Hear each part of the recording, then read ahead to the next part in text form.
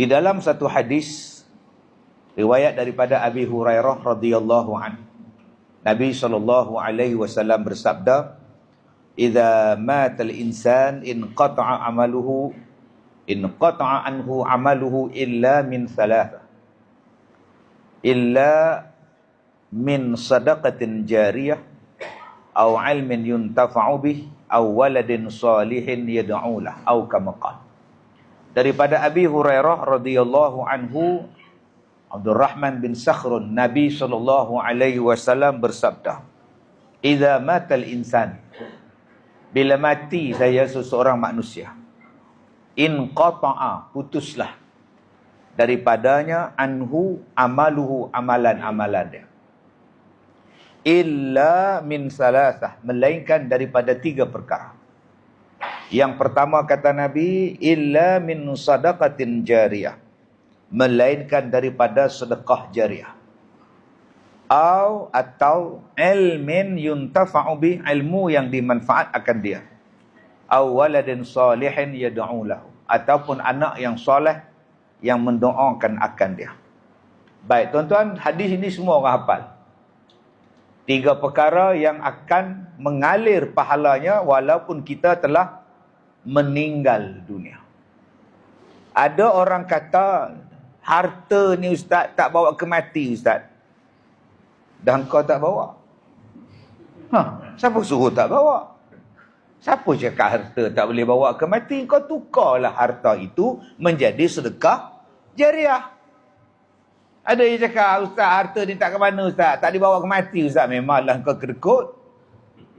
Dan kau kedekut, memanglah tersadai ada rumah sadai ustaz ni. Tapi kalau kau jariahkan dia, engkau sedekahkan dia, engkau wakafkan dia, sampai ke kiamat Kak Zong. Sampai kiamat. Saya ceramah Kak Zong. Baik. Tuan-tuan yang saya muliakan, 3 benda ni yang kita boleh ubah sekarang, sementara masih hidup. 1, harta. 2, ilmu. 3, anak. Ubahlah, buatlah, carilah jalan macam mana 3 ni boleh mendatangkan pahala. Sebab selepas kita mati, nak cari pahala macam sekarang ni berat lah. Tak boleh lah. Mana ada orang mati datang sembahyang subuh? Kalau ada tuan-tuan, dengan Tok Imam lari yang tak. Dah mati. Nak baca Quran pun tak boleh dah. Ataupun tuan-tuan, sampai satu peringkat, walaupun hidup, belum mati, nak ibadat susah. Sakit. Ada anak murid saya, lidah dia terlipat. Pencin sebulan, lidah tergulung. Dia kena pakai plaster dekat dia punya lidah dia, supaya lidah tu kembali elok. Nak baca Quran susah, nak sembahyang susah, nak bercakap susah. Ada orang accident, lumpuh. Nak sembahyang pun susah, nak mandi pun susah, tak ada orang gerak, tak ada orang basuh, tak jadi apa dia. Sebab itu tuan-tuan, sebelum jadi benda-benda ini, jom kita buat 3 perkara ni menjadikan pahala mengalir. Jangan sampai dah nak mati dah. Dah nak mati dah tuan-tuan, Nabi Allah beritahu kepada kita bila nak mati tu jadi apa. Tuan-tuan jangan ikut cerita dalam drama, dalam filem. Dalam drama, dalam filem, kalau nak mati, boleh bersajak lagi.